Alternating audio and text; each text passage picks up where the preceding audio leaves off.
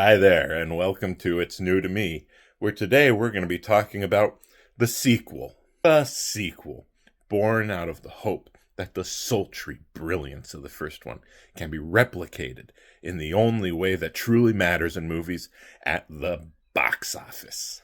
Billions of dollars classified annually as the box office because where you used to buy your tickets was a little office in the front of the movie theater shaped like a box.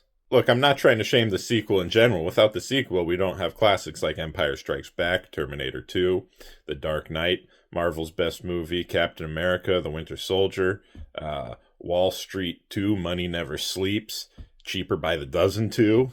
The list goes on. Cheaper by the Baker's Dozen? God, Hollywood, you blew it.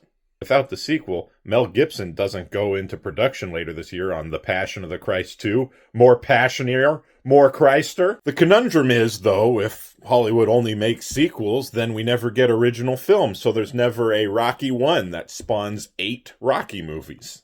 So there are some great sequels, but then you have original masterpieces like this year's animated feature Academy Award winner, Flow. This movie is brilliant. It is a completely dialogue-free film. It tells the story of a cat witnessing the global catastrophes that are entering the world from their point of view. And the cat makes all sorts of animal friends.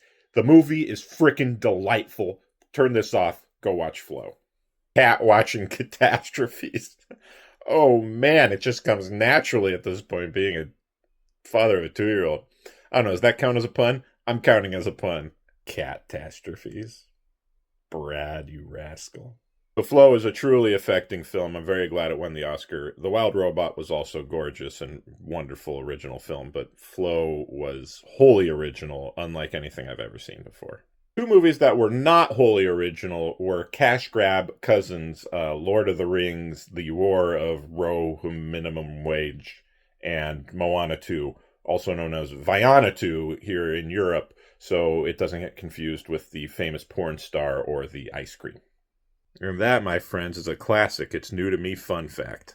This is the 7th Lord of the Ring movie that takes place in Peter Jackson's universe, and I love Peter Jackson's original trilogy, but it's time to let somebody else have a new stab at the aesthetic here, guys. As for Moana 2, I will just say Lin-Manuel Miranda is sorely missed, as is any sense of originality. 10 out of 10 of remaking pretty much the exact same movie, though, Vanuatu. And I could barely tell at all that this was originally made as a TV show and hacked to pieces and put back together as a movie. I hear only about a dozen animators died during the making of Moana 2. Apparently at Disney, if you don't get your shots in, you don't get to eat. That's what my buddy Nathan tells me. Some filmmakers like to build a new chapter in the story, growing the characters based on what came before, evolving the story based on where we have been before. And other filmmakers go, the first one was super popular. Why change a freaking thing? So Moana 2 took the easier road, and they paid for it by making over $1 billion.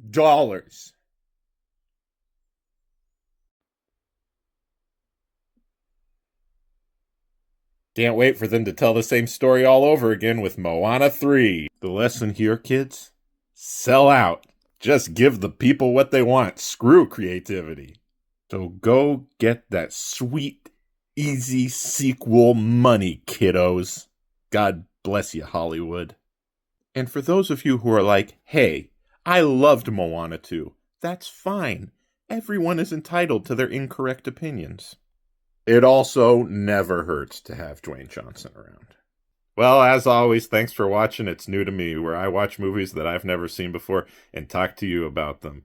I want you all to take care, and I love you, Dwayne Johnson, so much.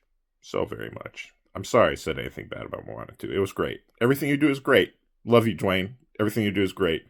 Moana 2 is the best movie. I think that song was in it. I think my favorite Dwayne "The Rock" Johnson story recently is that they tried to cancel him by saying how he was always peeing in bottles on the set, and he came out and was like, yeah, I do that. And it went away. Go get him, Rocky.